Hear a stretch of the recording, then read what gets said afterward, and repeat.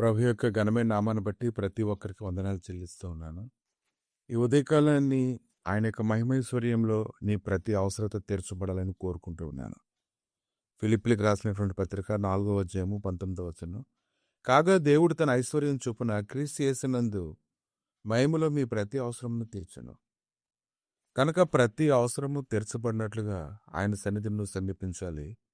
ఆయన యందు నీ విశ్వాసం ఉంచినట్లయితే ఖచ్చితంగా ఆయన ఆలోచన చేత ఆయన నడిపించి ఆయన మహిమలో నుంచి ప్రతి అవసరతను తీర్చడానికి ఆయన శక్తిమంతుడే ఉన్నాడు.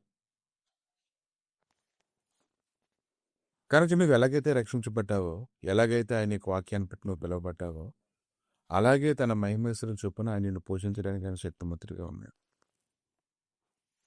ఎవరి నిమిత్తం సమస్తం ఉన్నాయో, ఎవరి వలన సమస్తం కలుగుచున్నాయో ఆయన అనేకులైన కుమారులకు మహిమ తెచ్చుండగా వారి రక్షణకర్తను శ్రమల ద్వారా సంపూర్ణంగా చేయటం ఆయనకు తగును.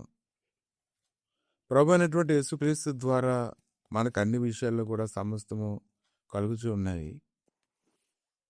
ఈరోజు ఘనహీనమైనవన్నీ విత్తబడి మహిమ కలిగిందిగా, బలహీనమైనదిగా విత్తబడి బలమైనదిగా లేపబట్టని మనం చూస్తున్నాం. కనుక మనం ఏవైతే విత్తుతున్నామో దానికి నిండినటువంటి ప్రతిఫలాన్ని మనం పొందుకుంటూ ఉన్నాము.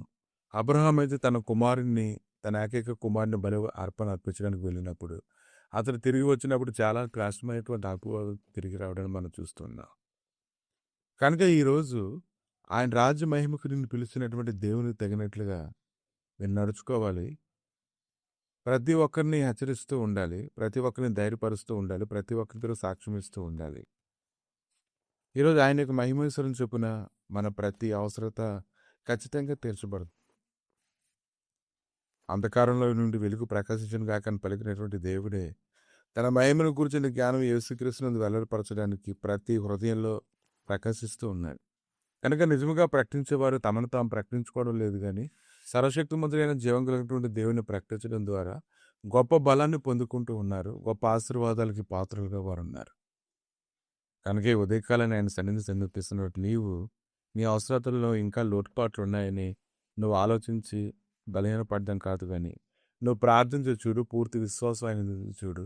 దేవా నాకు సహాయం కావాలని అడుగు. నీ కొరకు దాచి ఉంచినటువంటి ప్రతి మేలు నువ్వు పొందడానికి ఆయన కృపనిస్తాడు.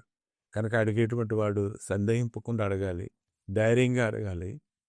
గాలికి రేపబడినటువంటి పట్టువలే ఉండకూడదు, కానీ ఆయన ఎంతవరకు నేను పోషించాను దాన్ని బట్టి, ఇంతవరకు ఆయన నీకు ఏ విషయంలో కూడా లోటు లేకుండా నడిపిస్తున్నటువంటి దాన్ని బట్టి అనేక సార్లు అనేక శోధనల గుండా ఆయన నడిపించినప్పటికీ దాంట్లో ఉండేటువంటి విలువైన పాఠాలు నువ్వు నేర్చుకున్నావు. కనుక దేవుడు ఇంకను నిన్ను బలపరిచి స్థిరపరిచి కృపతో నింపి శాశ్వతమైన జీవానికి పాత్రలు నేర్చునుగాక.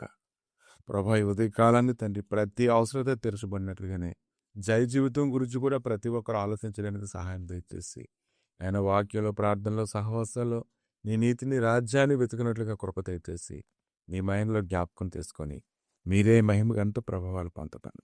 యేసుక్రీస్తు నామములు అడిగి వేడుకుంటున్నాము తండ్రి. ఆమేన్.